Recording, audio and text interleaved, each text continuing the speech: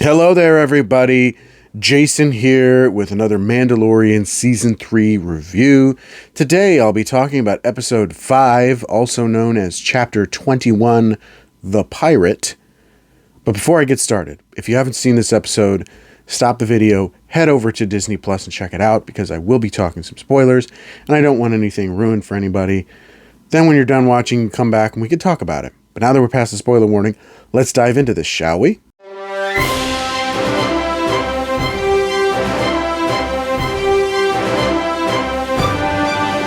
Now, this episode features a lot of stuff that is very Star Wars. From the pirates taking siege of Navarro, to the Mandalorians liberating Navarro, to the bureaucracy of the New Republic.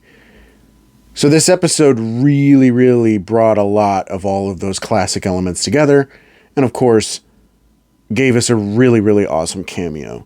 I'm going to go ahead and backtrack a little bit and talk about a few of those points that I just mentioned. One big one, of course, that everybody's been talking about is the fact that they finally brought Zeb into live action.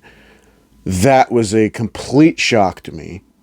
I didn't know they were going to do that, and that's likely to tease the events of Ahsoka. Now, of course, everybody's been saying that spending that much time, money, and effort on such an intricate, completely CG character means that we're probably going to see that character again, whether it's some point later on in the season or setting up his appearance on the Ahsoka series coming out later on this year.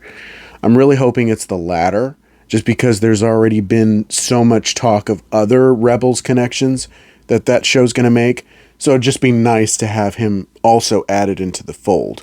One big thing that this episode demonstrated was just how the rise of the First Order could be made possible. And that was through the bureaucracy of the New Republic, but also sabotage from within. Of course, we still have our Imperial turncoat within the ranks of the New Republic feeding information.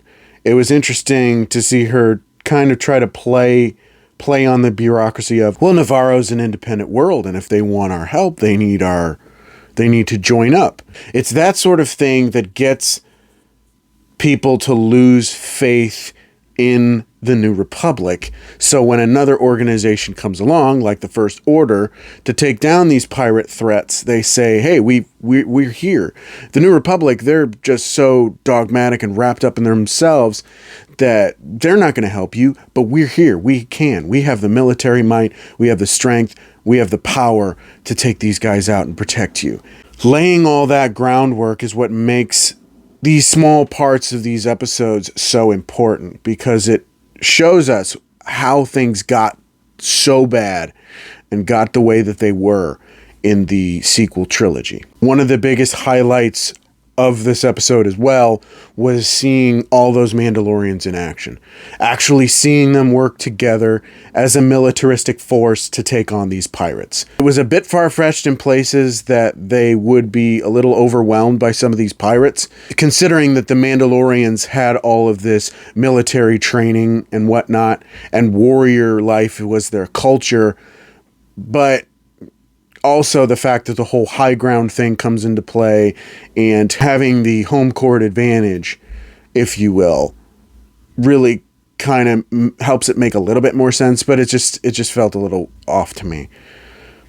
But overall, that was really cool. Then, of course, we end the episode with the armorer asking Bo-Katan to remove her helmet, which she's hesitant at first because she thinks maybe the armorer is going to set her up somehow.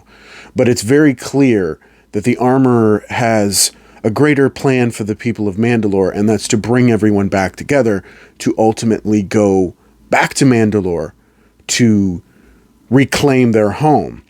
So even though Greef Karga has actually given these particular Mandalorians their own place to stay on Navarro, the ultimate plan, of course, is to go back to where they belong. And Bo-Katan is the future because she's lived in both worlds, as the armorer said. She's like this chosen one. And for the mythosaur to show itself to her is a very, very big sign that change is coming, and it could only be change for the better. And Bo-Katan is the vessel of that change. Overall, I really thought this was a pretty good episode. A few minor gripes here and there, but for the most part, I thought it was pretty solid. I'm going to go ahead and give this episode a 4 out of 5. I thought it was pretty good. But that's just my opinion. Let me know what you thought of Chapter 21, The Pirate, down in the comments. Do you agree? Do you disagree? I want to hear from you.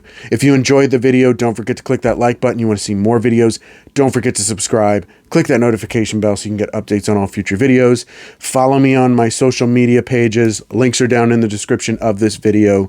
Thank you so much for watching. I really appreciate it. And until next time, this is the way. Bye.